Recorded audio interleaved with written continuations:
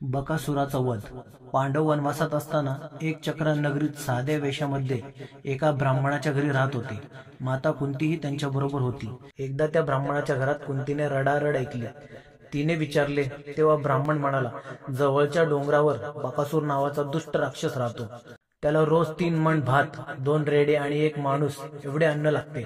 एकेका घरातून एक दिवस हे अन्न त्याला द्यावे असे ठरले आहे. आज ही पाळी माझ्यावर आली आहे, म्हणून आम्ही सारे दुःखात आहोत. कुंती म्हणाली, तुम्ही काही काळजी करू नका. माझा मुलगा भीम बकासुराकडे अन्न घेऊन जाईल. कुंतीने भीमाला सर्व हकीकत सांगितली. ठरल्याप्रमाणे भीम बकासुराकडे अन्न घेऊन गेला. भीम म्हणाला, बकासुरा घे तुझे अन्न. आणि भीम स्वतःच ते अन्न खाऊ लागला. तेव्हा बकासूर संतापला. भीमाच्या पाठीवर तो जोराने ठोसे मारू लागला. भीम म्हणाला, वा वा, पाठ चांगली रगडून निघाली. बकासुराने एक मोठे झाड उपटले आणि भीमाच्या अंगावर फेकले. भीमाने ते झाड पकडले आणि बकासुरावर फेकले. भीम मोठाने हसू लागला. बकासुराला चेव चढला. तो भीमाच्या अंगावर धावून गेला. भीमाने त्याला दोन्ही हातांनी पकडले. त्या राक्षसाच्या शरीराची पाठी करून गडी केली. तेव्हा कडकड असा आवाज आला. राक्षसाचे शरीर मोडून पडले. भीम एक चक्रा नगरीत परत आला. बकासुराच्या वादाची बातमी सगळीकडे पसरली.